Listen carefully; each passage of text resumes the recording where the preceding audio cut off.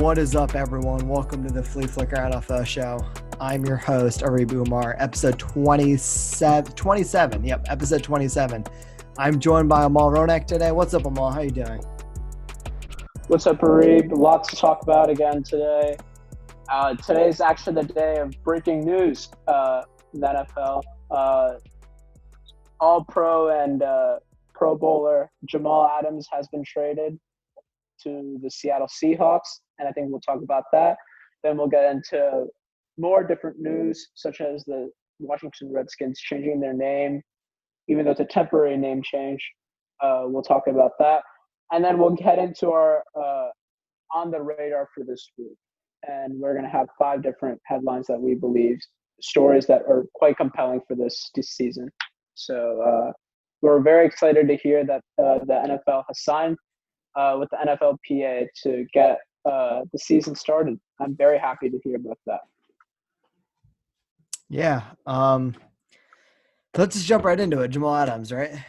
Yeah, we'll start with that. So today, I don't have the trade details pulled up right in front of me, but today, July 25th, the New York Jets traded away probably the best safety in the league in Jamal Adams to the Seattle Seahawks for 2 first-round picks, a third-round pick, and I believe it's safety Bradley McDougald, if you can fact-check me for that. Yep, correct. And the Jets also traded a 2022 fourth-round pick as well in that trade. So, yeah. Yeah, so just initial thoughts. I like it. I like the move more for the Seahawks, I think, than I like it for the Jets. And here's my reasoning for this. So for the Jets side, they got a ton of value. So like this isn't a DeAndre Hopkins trade where Bill O'Brien is trading away an all-pro, potentially the best player at his position in DeAndre Hopkins for literal pennies. Here you're getting a ton of draft capital. So it's not like you're, not being, fairly compensated. You're getting the compensation you want. But for me, the problem here was that you traded away one of the only good players you've drafted in the last 3-4 years. And he's literally the best player at his position right now in 2020. And you don't really get that many stars when you're the New York Jets. And, usually, at least from my understanding of New York, when you think of New York, you really think of the Giants. You don't really think of the Jets. The Jets are kind of, obsolete. You don't really think about them. You don't really care about them. They're more of a meme. And I feel like Jamal Adams was one of the serious leaders for that team. And he was one of the building blocks for that franchise. And getting rid of him to me is just not worth it. Even if you get a ton of draft capital, I get it. He didn't want to be there, but he also said he did want to be there multiple times. It's very conflicting reports from Jamal Adams. Who knows what he really did want? But from the Jets' perspective, I don't really like the move from like a team building perspective, but from a value perspective, I think they got what they should have gotten for him. If you look like Jalen Ramsey, Khalil Mack, all these defensive superstars, they got traded for 2 first-round picks minimum. So the compensation was fine, but I think the team building aspect of it wasn't worth it. But the move is understandable. Yeah. So I'm with you. I think Seattle did have lots to gain with this trade, so that's why I think they short-term won the trade.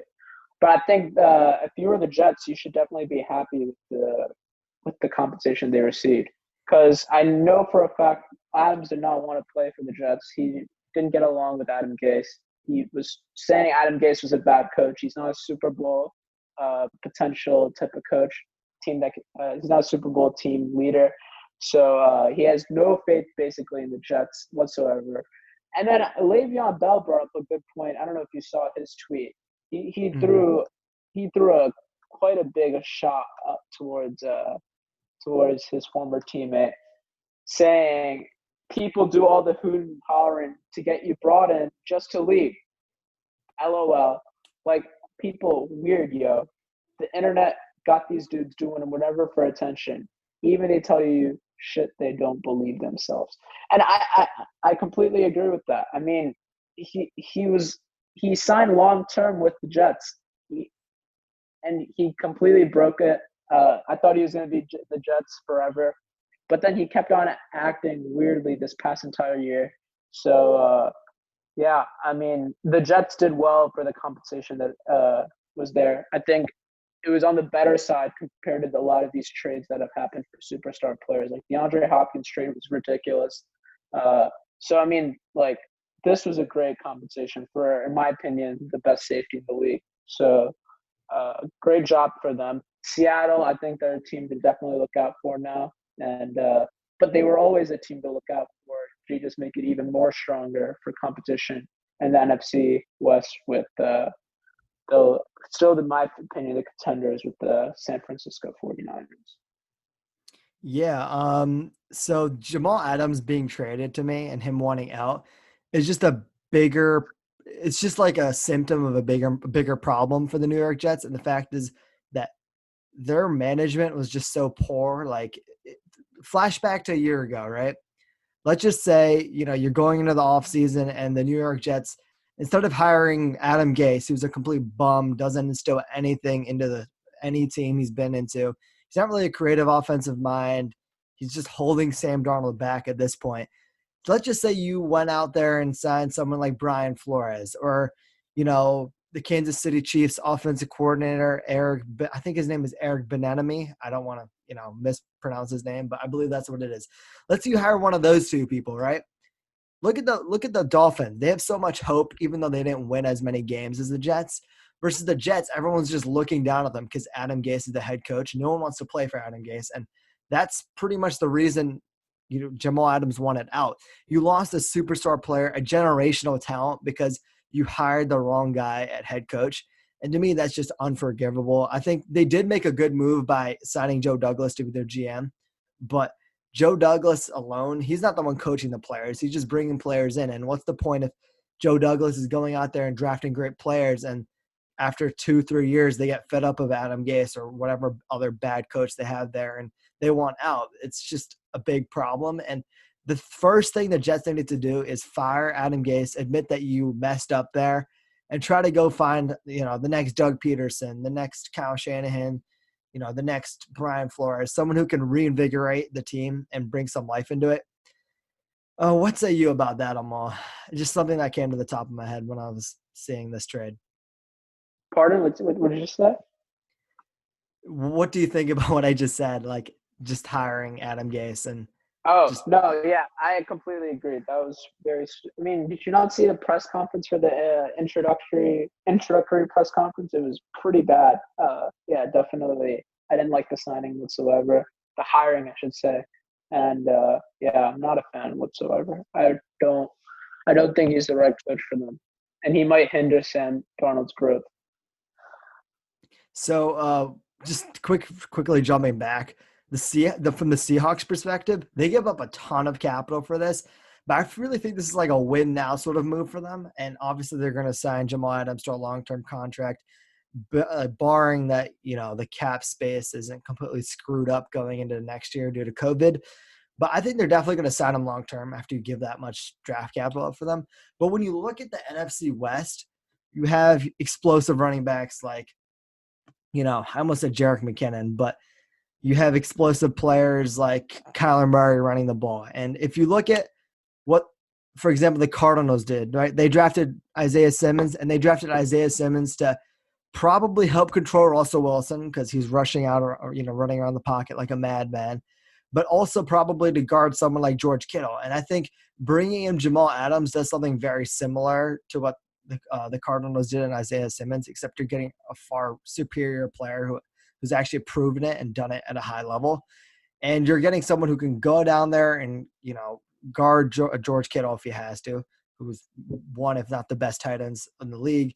You're getting someone who can run after Kyler Murray if he needs to. You're getting someone who can go back in the backfield, make some tackles, make some sacks.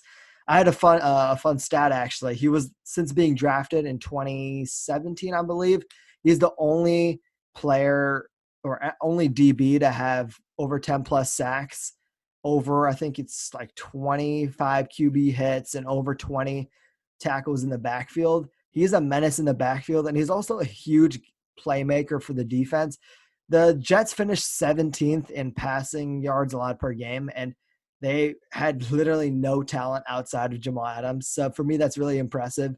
And if you look at the Seahawks, they finished 24th in passing yards allowed per game. So I think Jamal Adams comes in and he's immediately going to help cover those explosive tight ends, explosive running backs, explosive quarterbacks when you look at Kyler Murray. But he's also going to be a great factor in the passing game. So I really like the move for them. And watch out San Francisco. I think the Seahawks are going to come for them this year for sure. Yeah, I completely agree. To go on to more news, I think this is probably the biggest news out of all of them, even bigger than this trade. The trade was just breaking news. We are having football this fall, at least that is up right now. The NFLPA and the NFL have made an agreement to have complete season this year. We are not having any preseason games though, and players are allowed to opt out in the season, and they will receive a compensation of $250,000, which I think is fair if you don't decide to play. Yeah. So, what are your thoughts on that? So first of all, the preseason not being a thing this year, I think that's a great move because first of all, those games are unpaid. So like, why would if you're Carson Wentz, if you're someone like Bobby Wagner, Aaron Donald, why would you have an incentive to play in the preseason? Like, yay, I'm warming up a little bit or learning the scheme. But I was watching a podcast by Zach Schaumler, who's the host of Strong Opinion Sports, and he brought up a really good fact and point that all these players, like if you look at Lamar Jackson, he threw something like 16 passes in the preseason. If you look at someone like Tom Brady threw like 20, Drew Brees threw like 6 or something ridiculous like that. The preseason doesn't matter for these, solidified starters, and they're not being paid for it. So there's going to be less injuries. And also you're reducing the COVID risk, which is why they're doing it in the first place. Less games, less potential exposure to COVID. And just overall, I'm happy that's gone. It'll suck for some of the, like you have 53 men on the roster, like the 54th, 55th, 56th guys. Like that sucks for those guys because it's just going to be solely based on practice now versus like real game reps. But the preseason going away, that's a great move in my opinion. So here's what I think. So preseason going away might be great for like the average fan and the average Joe, but the problem is for these like no name players, no offense, or like these 7th rounders that really need to prove their spot, prove their roster spot. It really sucks for them, man. And I'm looking at Yeah. this on how like the different periods are. So they'll be having like 8 days of an acclimatization period where they're only having 60 minutes on field conditioning. They're only going to start playing with pads like August 17th. And that's basically the preseason time, August 17th to September 6th. That's not a lot of time by any means. And you only have 90 minutes of practice. And it's quite rough, man. They're not going to be hitting for a while as well. Like I believe, Yeah. I have the guidelines pulled up right in front of me. There's a lot of things about testing. I believe players, the first 4 days of a mini camp, which is starting July 28th, those first 4 days are just COVID-19 testing to make sure all the coaches and all the players test negative rather. And if they test positive, they're getting quarantined for, 2 weeks. And talking about opt-outs, we did have one opt-out so far. Kansas City guard I'm trying to read his name right now, Laurent Duvernay-Tardif. He opted out for the 2020 season, and he has a really good reason for doing so because he's a literal doctor and he's on the front lines. So, round of applause to him for, facing the pandemic daily and having the strength to give up football for this year and take care of his patients. So shout out to him. Some other like COVID guidelines I saw though are if the season is forced to shut down, players will not be paid for the games that do not occur. I think that's pretty fair, even though that's going to suck. But the bigger thing that is affected from that is the 2021 cap space. Because if, I think most stadiums are holding 20% of capacity or something like that if they host Yep. games. And the revenue decrease from that, according to Adam Schefter, he said it could decrease from 40 up to maybe $80 million. Currently, the cap is just shy of $200 million. So you could lose up to 40% of their revenue. And that could be crazy because you could have like mass cap casualties around the league. So if that does Yeah. happen, that could hugely impact the game plan. And if you see like someone like Jadeveon Clowney, he's not getting a long-term deal whatsoever because people don't know what's going on with the money wise. Like, what, like, let's just say you sign him for a $15 million per year deal for the next 4 years, and bam, next year cap goes down 40 million. Like, how are you going to afford You're him? still paying him. You're still paying him. Exactly. That's the problem. Yeah. And Yeah. just a quick shout out to the Chiefs for the Patrick Mahomes deal, which I don't really know your opinions on that, though. I'm assuming you're obviously glad that that deal happened. But he's for his first year, or rather, he's under contract 2 more years under his rookie contract. So 2021 for them isn't really going to matter as much because they're not paying him the hefty $45 million per year that year. They're only paying him like 10. So shout out to the Chiefs for being lucky if it all goes to hell with cap space in 2021. Yeah, I agree. I think obviously, I mean, as every person would think, that's a lot of money. That's a lot of years, but it's also the biggest athlete on the team. Yeah, great signing, great re-signing for Patrick Mahomes. Yeah, I cannot wait for him to stay in Kansas City for the next 12 years now.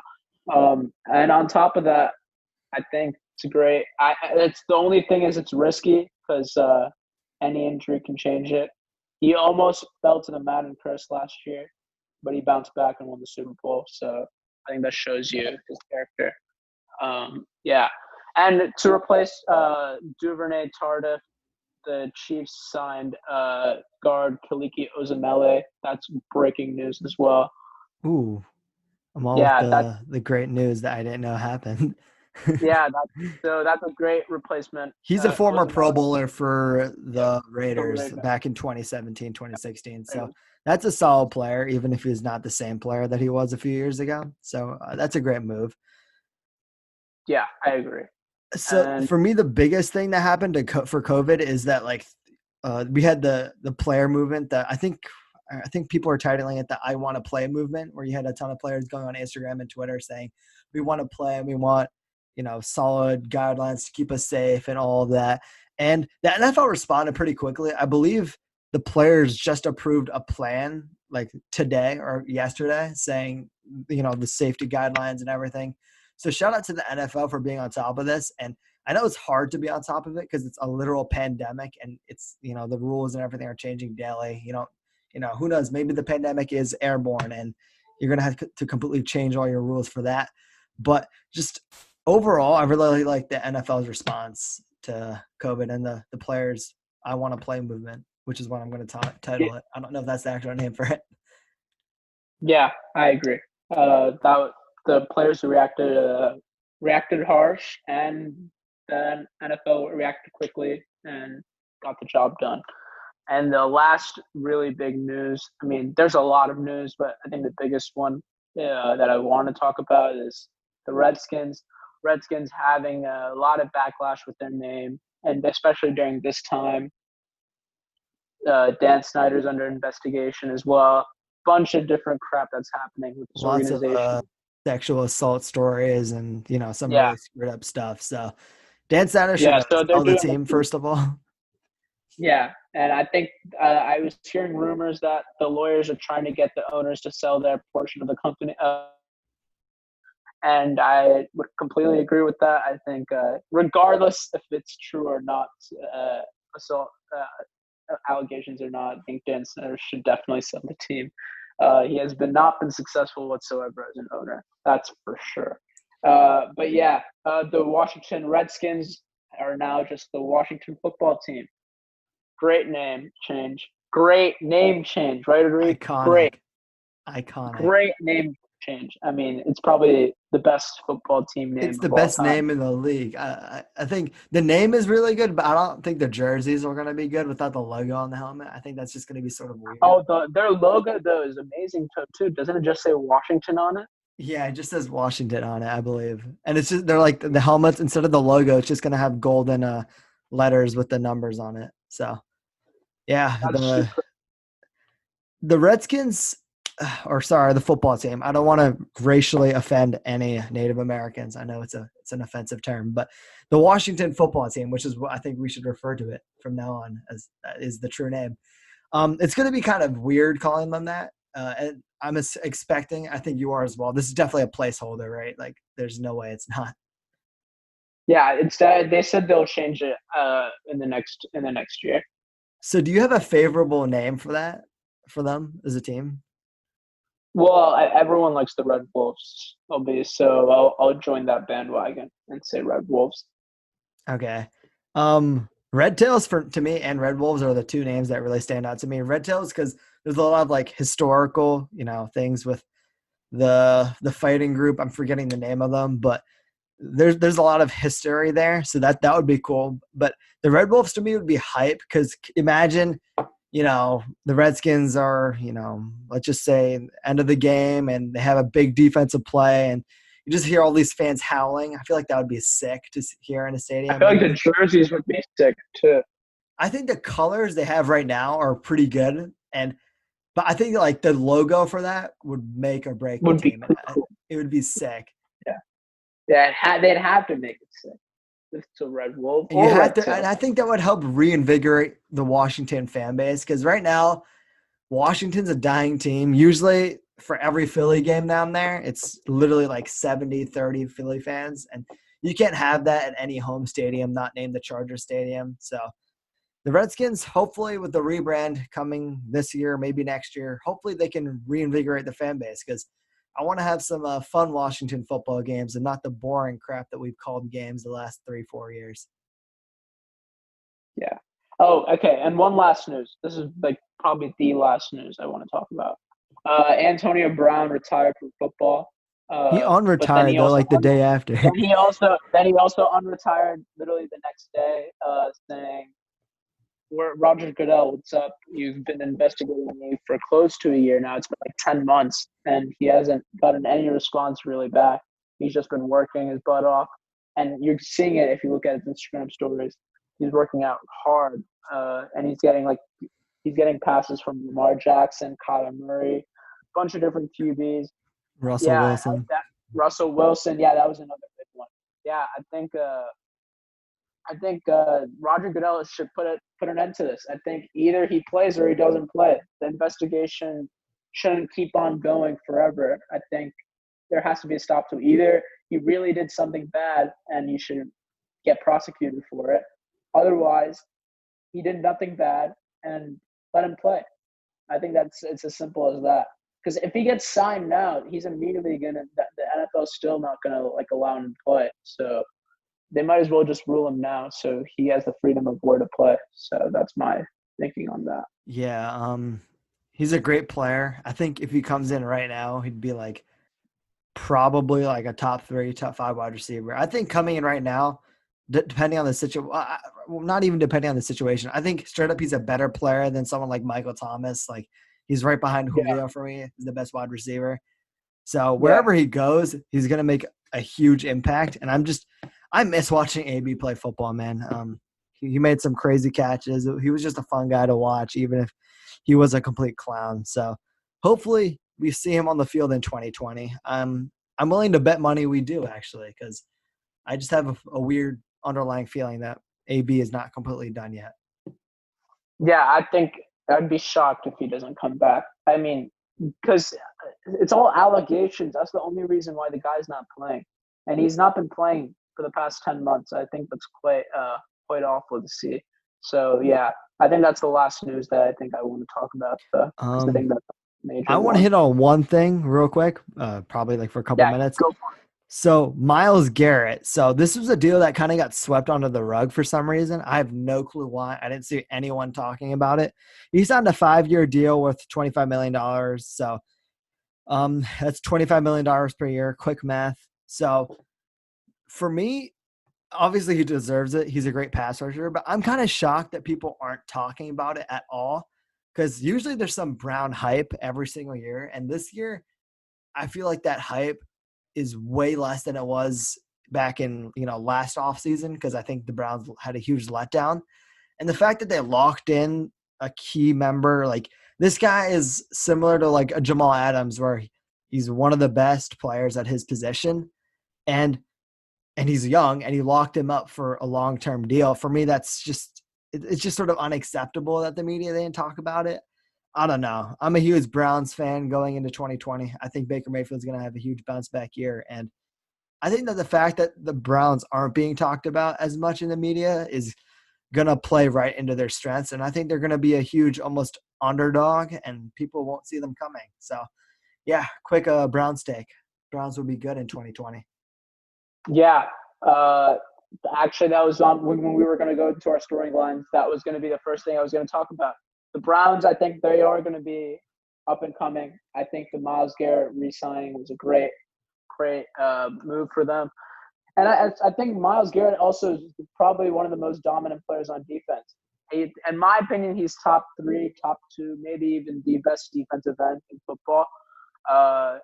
He's been killing it. I think the Mason Rudolph situation really screwed him up for sure. But I think overall he's been very dominant.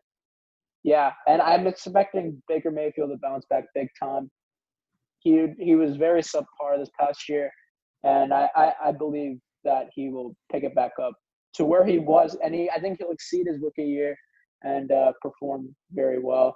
And then Nick Chubb and Kareem Hunt, that running back tandem is going to be something to really look out for.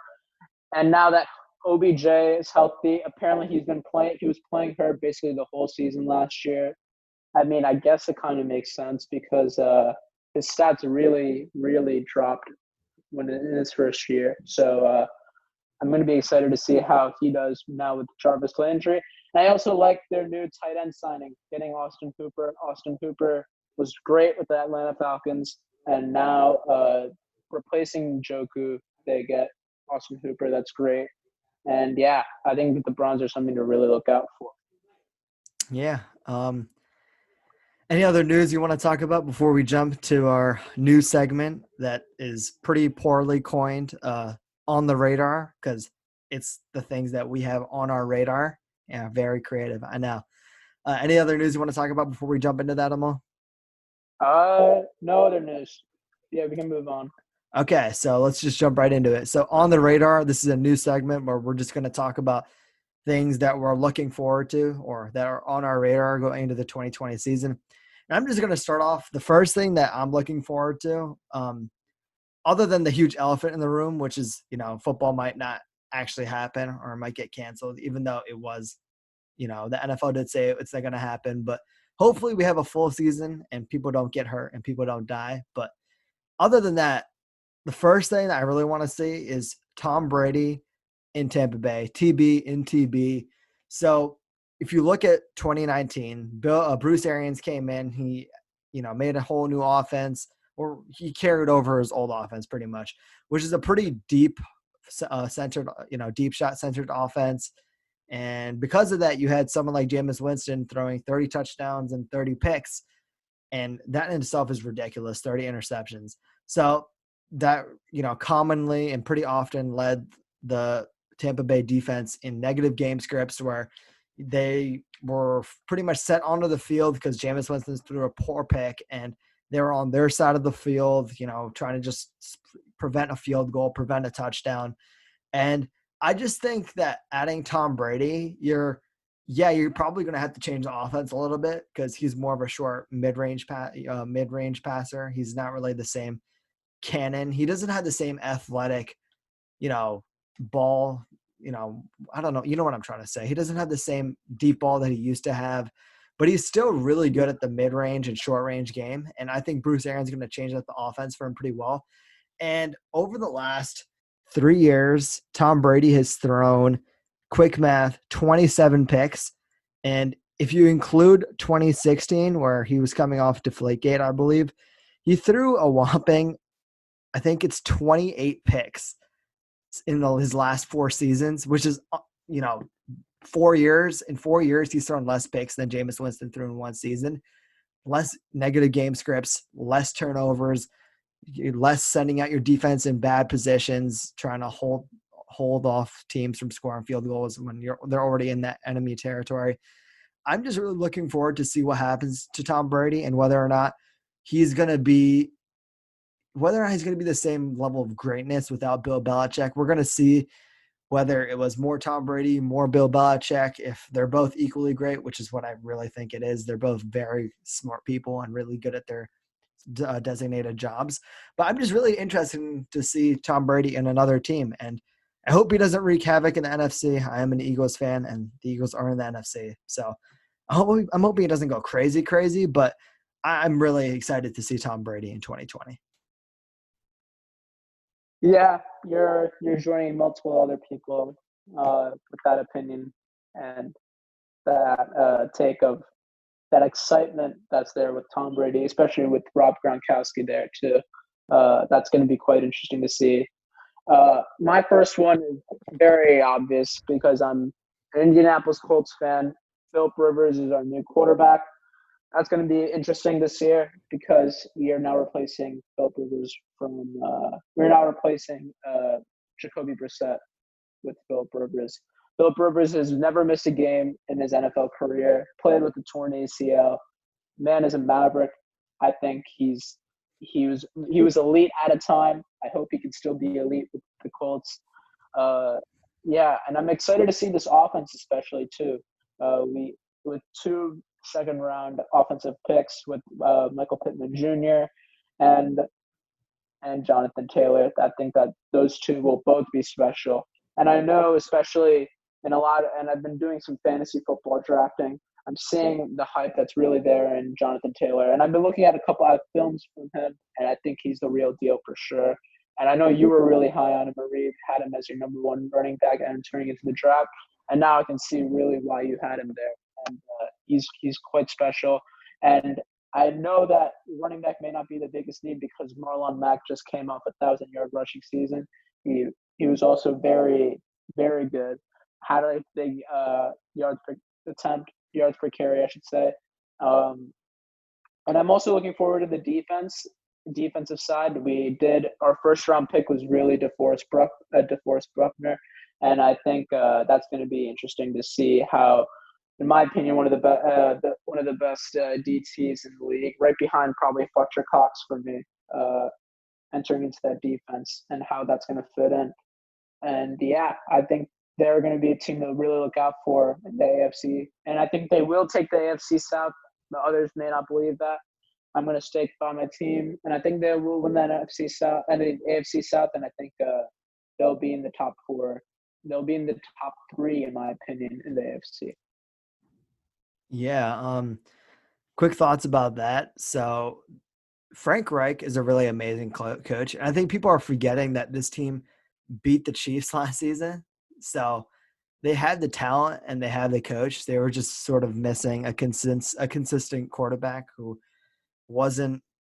Jacoby Brissett isn't terrible by any means, but he's not, an above average starter who's going to win games for you and he's going to help carry your team. And Philip Rivers, he's probably not the same guy that he was one or even 2 years ago. He's probably going to throw some picks that he shouldn't, but just overall, he's a better quarterback than Jacoby Brissett. So I'm excited because they have a very heavily talented team, and they also don't spend that much money. So they always have a ton of money to spend on free agents. And this year they did spend a little bit by bringing in DeForest Buckner and signing him to a long-term deal. I'm excited for the Colts. So great for first on the radar take for you, Amal. My second one that's really fascinating to me is Tom Brady's old team, Cam Newton. So they signed longtime Panthers quarterback, former first-round pick, former MVP, former offensive rookie of the year, Cam Newton. And Cam Newton, I don't know if you listened to my solo podcast, but I heard lots of Instagram comments were saying things like he can't fit the Patriots system. And, he's not going to mesh with the Patriots way. He's just too flamboyant. And it's because people think he dresses like a weirdo. They think you see him always smiling and having a fun time on the football field. But Cam Newton's an extremely hardworking guy. And I'm really fascinated to see how he's going to mesh with someone like Bill Belichick, who really respects hard work. And I think it's a pairing match made in heaven, pretty much. Josh McDaniels is a pretty creative offensive mastermind. And I think He's going to design tons of quarterback runs, tons of bootlegs, play action, all of that. And as of right now, Cam Newton is more proven, even with his arm falling off, than Jarrett Stidham is. And if Cam Newton is even 80% of his health, if he can move as much as he could earlier in his career, if he can take those hits, I'm just fascinated to see what could happen. Everyone thought this year was going to be the Buffalo Bills year, and maybe the New York Jets could come in, make a surprise run in the AFC East finally. But the Patriots might be here to stay. And if Cam Newton works out, he might sign a long-term deal. So this is on my radar, not only for 2020, but in future years. I just am really excited and fascinated to see what will happen with Cam Newton in New England and whether or not it'll work. Yeah, I think you brought up some great points when it came to Cam Newton. He was very successful with the Panthers. He had a great tenure there. Won Rookie of the Year, won MVP, led his team to the Super Bowl. Lots of great accolades there. I'm very excited to see how he performs with the New England Patriots. I think that's a great take, great on the radar for second selection. My next one would be how the Cardinals' offense is going to be like and how they'll perform this year. So the Cardinals, they now have their new weapon, DeAndre Hopkins, and now their starting full-time running back is Kenyon Drake. Before they had David Johnson, and midway through the season, they traded for Kenyon Drake. I think this is going to be interesting to see this year. And I know even with this this trade that happened with Jamal Adams, that even though the Seahawks just got way better and the Niners are already better than the Cardinals, I think they're still a team to look out for in the playoff hunt for sure. And I think because that offense is just so dynamic, I think Kyler Murray and DeAndre Hopkins, Larry Fitzgerald, Christian Kirk, the options he has are just insane. And like you brought up before, Isaiah Simmons with the Cardinals, I think he's going to bring up a lot of pressure towards a guy like Russell Wilson for sure.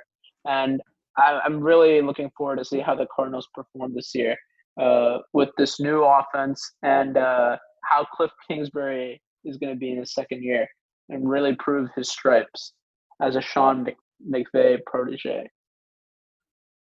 Yeah. Cliff Kingsbury, everyone was sort of hating on him. Like he won no games in college and all that. But I think he really made some nice adjustments when he had to. And his offense was pretty innovative sort of, but also they're pretty dependent on the run. And that's kind of shocking because his offense is literally called the air raid offense. But Kenyon Drake, when he was given the ball, he played really well. So I think Kenyon Drake and the running capabilities and obviously the throwing capabilities of Kyler Murray, I'm really excited for the offense. I don't know if it's going to mesh extremely well with DeAndre Hopkins' first year because if you look at someone like OBJ, again, he might have been hurt, which is what we've said. He played hurt the entire 2019 season, but he didn't mesh entirely well with Baker Mayfield off the bat versus I think this year with him coming back healthy and having another offseason with him. Granted, it's a COVID offseason, but it's another year. I think he's going to come back out and have a great year with Baker. And I think we're going to see similar problems sort of early on with DeAndre Hopkins, timing, chemistry, all of that. But a year from now, I think Kyler Murray and DeAndre Hopkins is going to be an extremely feared combo. And it'll just be interesting to see. Maybe I'm completely wrong and it's a great combo immediately. And if it is great for us, we get great football to watch. So, yeah, Cardinals are definitely on my radar as well. So my third take is, will Nick Foles take the job from Mitch Trubisky? So as most of you know, the Chicago Bears signed Nick Foles traded for Nick Foles from the Jacksonville Jaguars in the offseason. And they're saying they brought Nick Foles in to compete, but we all know Nick Foles is probably coming in to take the starting job. I just watched a film review on Mitch Trubisky literally like an hour ago. And the things that stood out to me from that were just how he hasn't improved and mentally he's just completely incompetent. Like he just doesn't throw the ball when he should, where he should, can't read coverages. And to me, that's a pretty huge problem because he's been in the league for 3 years now. And if you look at, someone like a Carson Wentz, a Deshaun Watson, all these guys popped off and they learned how to read coverages and all that. They got the mental game down pretty quick, and Mitch Trubisky just hasn't. So if you look at someone like Nick Foles, he definitely has the mental side down. He has some sort of he's sort of hot and cold, but even at his floor, I think his floor is way higher than Mitch Trubisky's floor, because Mitch Trubisky's floor is like the worst quarterback in the league. Like, I threw for 70 yards in a game, and that's all I could do. Versus Nick Foles would probably be pretty consistent for you. And if you look at a team like the Bears, they're extremely win now right now. And last year should have been their year after going 12-4 in 2018. Last year should have been their year. And Mitch Trubisky wasn't the only problem, but he was the biggest problem for them. And Nick Foles can come in and potentially bring some stability. He played bad in Jacksonville, and that's probably because he literally broke his collarbone. But I think coming back into a Matt Nagy system, because Matt Nagy's system is pretty similar to Doug Peterson's system.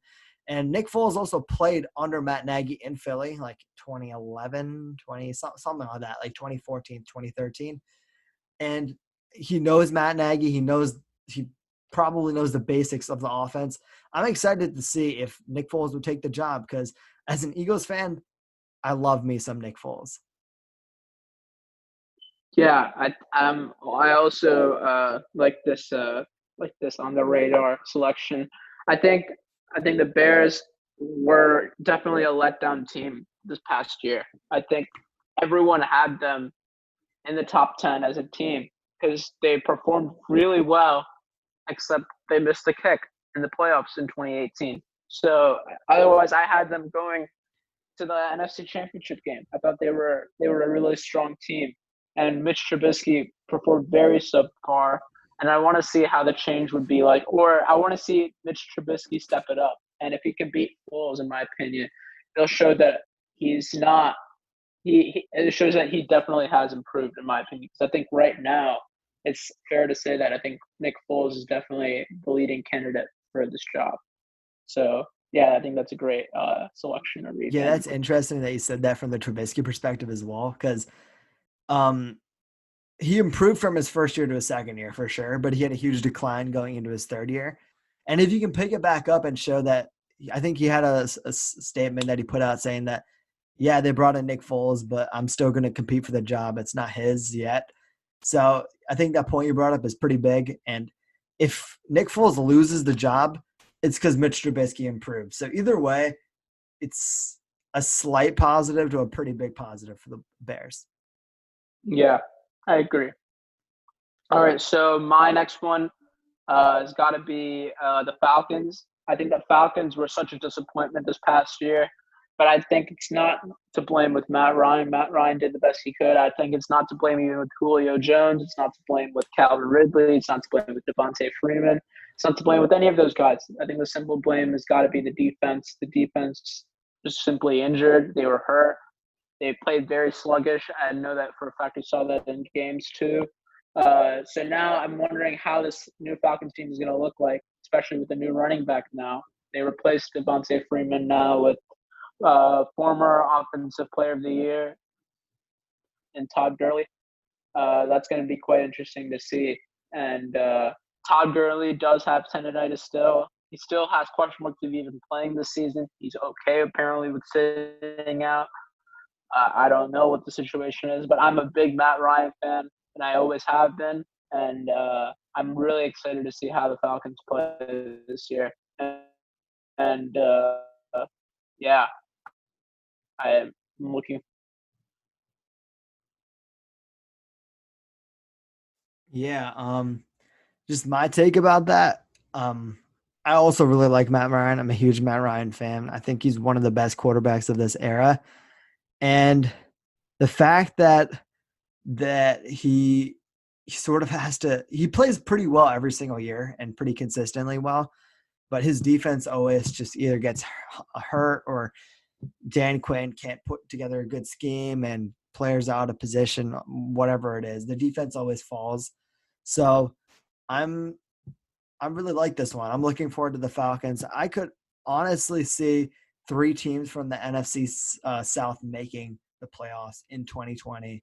if everything goes well for all of them. So, yeah, great take, Amal.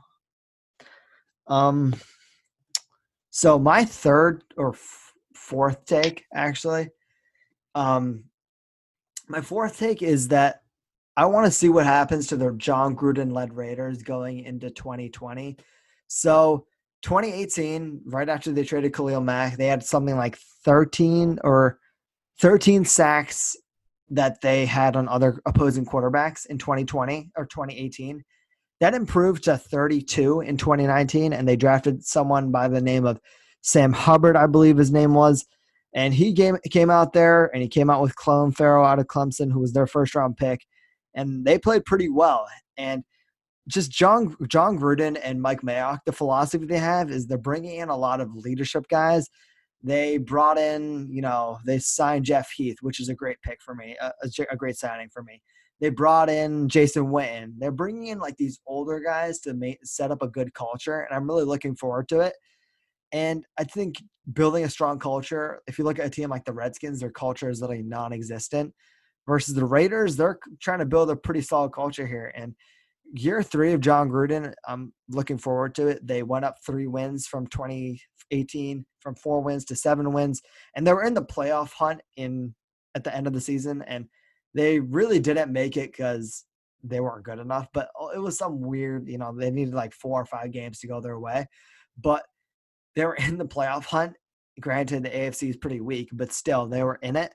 And I think with some small tweaks, if Derek Carr could potentially play slightly better going into year 3 with the John Gruden scheme, they drafted big name guys like Henry Ruggs. They drafted players like Lynn Bowden, who's a great, jack of all trades. I really like their draft picks. Like they just sort of have a philosophy. They draft guys that are really like almost underrated, and they sort of draft them too early almost. If you like look at most draft girls, like someone like Damon Arnett, who was also a first round pick, he wasn't really a guy you're seeing as a first rounder, but when you watch his film, he's just a very solid, reliable guy who's not really extremely flashy. He does have that high potential, but they draft like really solidly. And I think they, going into 2019 or 2020, you're going to see a really solid roster from the Raiders. I don't think they're going to make the playoffs. I think they're probably go 8 wins, I think is their ceiling, but they're just steadily improving. And I want to see if they could potentially make a playoff run if someone like Derek Carr somehow pops off. Yeah, I love that take as well, Arif. I think it's going to be very interesting to see how the new Las Vegas team is going to look like altogether. I think that's going to have a big impact. This new location, the new stadium looks sick, by the way. Mm-hmm. They have also Brian Edwards. I think you forgot to mention him as well. Yep, from South Tyrell Carolina. Williams. Yep, Tyrell Williams, and then they drafted Ruggs the speedster. I think they're definitely a team to still look out for. But yeah, I think I'm with you. I think 8 wins is probably a max for me. And I think it's just improvement. Yeah, you're right. I think I'm only looking out for improvement there. So my fourth one is probably going to be the Titans. So the Titans, they had a stellar, what should I say, postseason performance, and I want to see if they can repeat success. So this past offseason, they've re-signed Tannehill. They have not given Henry the money that he wants, so they franchise tagged him. Uh, They I'm did waiting sign to. him to a long-term deal, though. Yeah, that is true. Uh, but still didn't get the money, I guess. But I mean, it's fine. I think the Titans will still be fine for now. Uh, yeah, I want to see how they do. I'm interested to see how they're going to perform this upcoming year. Now knowing that defenses, I think the defenses around the league are going to look out for basically the Henry offense, which is he was their whole offense in the playoffs. So they're just going to mainly work on only containing him. And I think if they can do that, then I think the Titans are basically screwed on offense because I don't think Tannehill was pretty decent, but I think this is a Henry first offense than Tannehill. So I I think once they contain Henry, I want to see how the team performs. So that's my opinion. That's my thoughts on Tennessee. I want to see if they can repeat the success, and if they do repeat success, as much as I'm a fan of the Colts, I think they'll take that AFC South as well. But I don't know how they're going to do that. And they had a loss. They had a loss at tackle with Jack Conklin. I think that was a pretty big loss. Yeah, I'm interested to see how that goes. Yeah.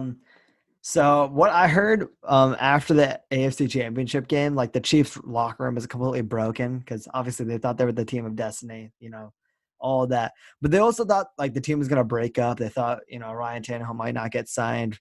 Derrick Henry might not get signed. And for all those people who bash Ryan Tannehill, the team was completely different after they benched Marcus Mariota. Just straight up, that's a fact. They went from like 2-2 to making the playoffs and making a huge run. And Ryan Tannehill is by no means a fantastic quarterback, but I think he's a reliable quarterback who can execute the offense for the Titans pretty well.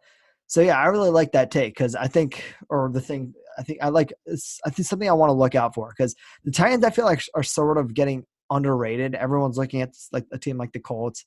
Everyone's looking at the Texans. The Titans are sort of just there underrated. No one's really talking about them, and I think that's a mistake because the team has talent and the talent is staying for at least 2 more years because Derrick Henry essentially signed like a 2-year deal with like 2 more years of potential options to it. So the team is together for at least 2 more years, at least the main offensive components. You have AJ Brown potentially improving. I like that a lot.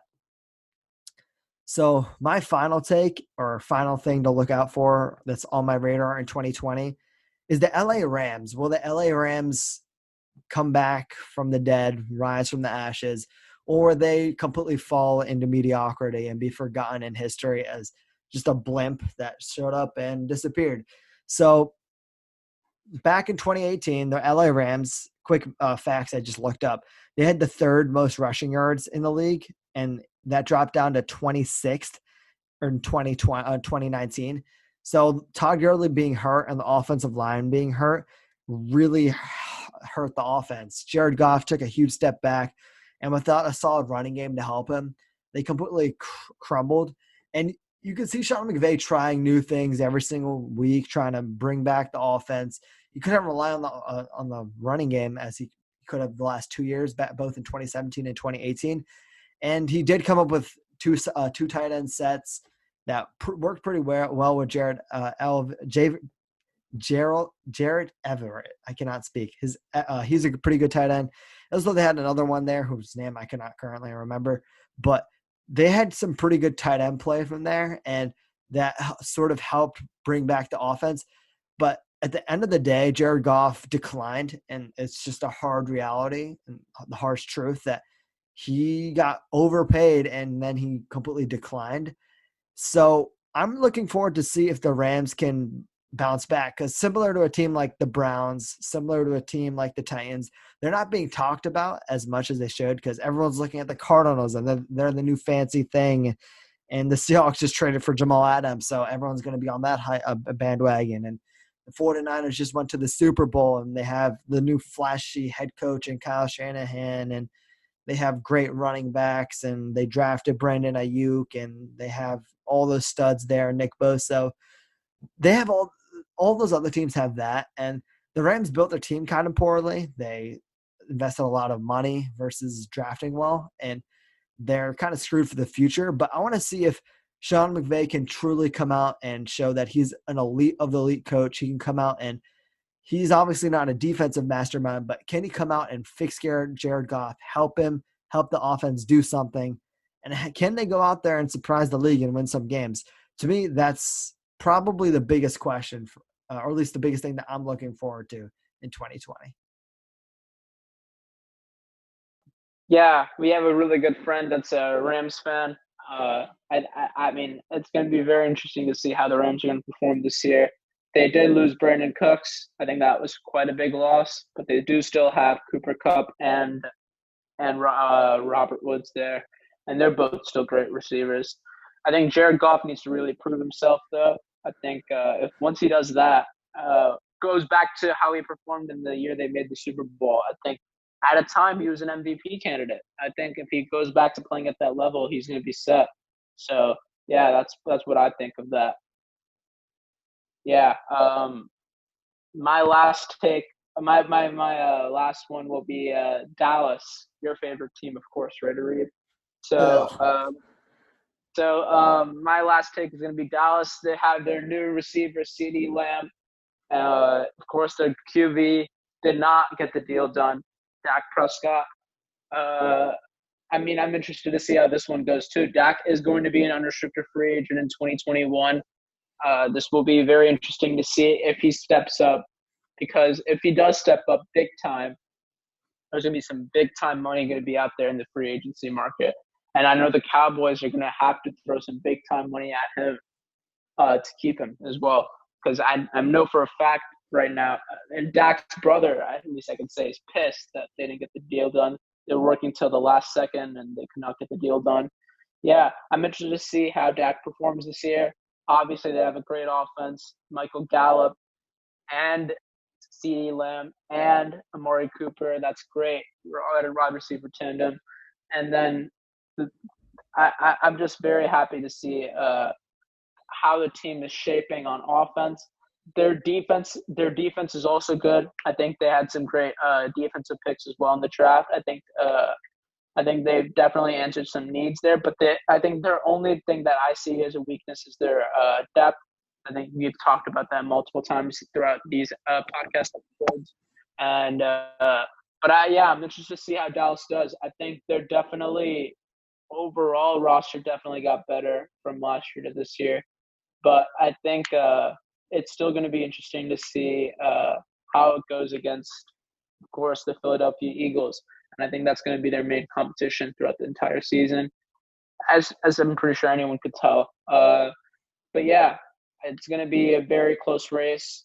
I personally think they'll win the division rather over the Eagles, but I mean, anything could obviously happen. Whenever I predict the Eagles are going to win the NFC division, the Cowboys win it. Whenever the Cowboys do, the Eagles win it. So I mean, hey, whatever happens, happens. That's my thoughts on Dallas. I think if Dak steps it up, they're definitely. I think they'll win the division though. So I think I'm looking forward to see how Dallas does with the new weapons that Dak has. For me, the biggest worry about Dak Prescott is obviously he's not great enough to carry his team. We've seen that for multiple years. He's not that great against winning teams. And by paying him a ton of money, the Cowboys are essentially neutering their team because, yeah, they're great at handling the cap, but what are you going to do when don't have an offensive line? Your offensive linemen start retiring, or weapons. Someone like Amari Cooper, who ask, or someone like CeeDee Lamb asks for too much money. You can't pay him. What are you going to do?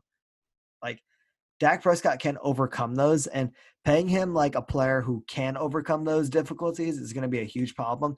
But also, the biggest side for me is that they were trying to make a deal work out in the last like hour of the deadline of the tag deadline. And that's crazy to me because they just didn't speak about it for months. And then suddenly they're trying to go full steam ahead, trying to make a deal. And to me, that's just showing that the Cowboys aren't all in on Dak Prescott. They have a new head coach, a new administration there. So, yeah, we'll see if the Cowboys can do anything. I don't know if they will be able to, but we shall see. The Dak Prescott Cowboys dilemma is definitely one of the more interesting things to see in 2020. But it's also something I don't really care about that much because I'm just like, yeah, like we see something happening every single week where it's Dak Prescott wants 40 million, Dak Prescott wants 30 million, Dak Prescott wants a 4-year deal, not a 5-year deal. And honestly, it's kind of boring. I just want them to either sign the deal or let Dak Prescott hit free agency where he's going to get paid like an elite of elite quarterbacks. And he's probably going to end up not performing as well as he could have on Dallas. Because honestly, the best fit for him is Dallas. He fits that personality-wise. He fits it pretty well. I think he has that swagger and he has that mojo that you're looking for in a Dallas quarterback. So I think he fits there really well. It's just a matter of whether or not he signs. So great take there. Do you have any honorable mentions for some on the radar things that were on your radar? Honorable mention is probably the Bengals with their new quarterback Joe Burrow and T Higgins there as well, and having still a great wide receiving core there, Tyler Boyd and AJ Green, the never-ending injuries of AJ Green, yeah, and Joe Mixon, who I think's amazing running back. So I think I was going to mention them as well because I think that offense is something to really look out for sure. But yeah, that was the only honorable mention that I really thought of per se. Okay. I obviously have the Eagles as an honorable mention because I'm biased, but I've talked about the Eagles way too much on this show. It is called the Flea Flicker NFL show, not the Flea Flicker Eagles show.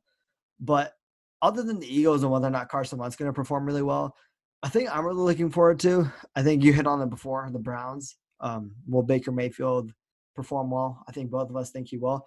But I think a bigger thing I'm looking forward to seeing on my radar in 2020 is Sam Darnold. Will Sam Darnold pop off the way the way we all expect him to? He played pretty well in 2019. You know, he had mono. He essentially had he essentially had Adam Gase rather being completely incompetent at his job, not making adjustments, not doing what an offensive coach should do. And I want to see if Sam Darnold can come into his third year, hopefully not have mono again, because that would extremely, derail everything that we're looking forward to. And people will start saying he's not injury prone, but infection prone, which is a whole other problem. But Sam Darnold, I want to see if he can overcome the badness of his head coach, and I want to see if he can put it together. They don't have as many weapons as I'd like for them to have. They lost Robbie Anderson, but still, I think they're going to have a better offensive line for Sam Darnold in 2020. And I just have a feeling that Sam Darnold's going to go out there and try to ball out and do his best to win some games. So look at Sam Darnold. I cannot speak today. Sam Darnold. Look at Sam Darnold. Man's going to pop off in 2020. I just have a feeling. I don't think he's going to be as good as Baker Mayfield because I don't think he has the same weapons. But I think we're going to go into the 2021 offseason thinking, hey, Sam Darnold is actually a pretty good quarterback, and the Jets don't have to worry about that position in the future. Yeah, I think the Jets are also going to be an interesting team to look out for. I think but I think losing Jamal Adams in the short term definitely hurt them on defense, especially. But I want to see Le'Veon Bell bounce back, man. I'm a very big Le'Veon Bell fan. I don't like his offseason, his off the field issues, obviously. But I'm a very big fan of Le'Veon Bell. I want to see him perform well. They need to give him a good O-line, though, too, man. I think you see that O-line improve as well. And I think once their offense gets running, I think Le'Veon Bell's going to start being the running back I thought he was. And I think he'll show his value and the money that he wanted with the Steelers, with the Jets. So that's what I'm hoping for with the Jets for this upcoming season. Yeah, I'm really excited. I hope football happens in 2020. I hope we get a full season, a full postseason. I'm just really hyped for sports in general. I'm not a huge basketball fan, but I know for a fact I'm going to be watching Sixers games, and I'm going to probably be watching the NBA Finals if they happen pretty intently, and the playoffs in general. I'm just missing sports, and I hope that NFL season happens. So, yeah, anything else you want to say before we head out of here, Mo? Yeah, I think we've mentioned everything that we wanted to in this episode. Great episode. Nothing else to really say. We can close it out. Yeah, so thanks for listening to this episode of the Flea Flicker NFL show. If you want, you can go follow our Twitter. It's literally the Flea Flicker podcast. I just tweeted some things after the Jamal Adams trade. You can go check those out. You can go follow the Flea Flicker podcast on Instagram, where we post pretty much everything that happens on this podcast there to some sort of extent or some degree. Yeah, nothing else for me. Really looking forward to sports. That is all for me. That is all from them all. Thank you for listening. Peace out. Thanks. And goodbye.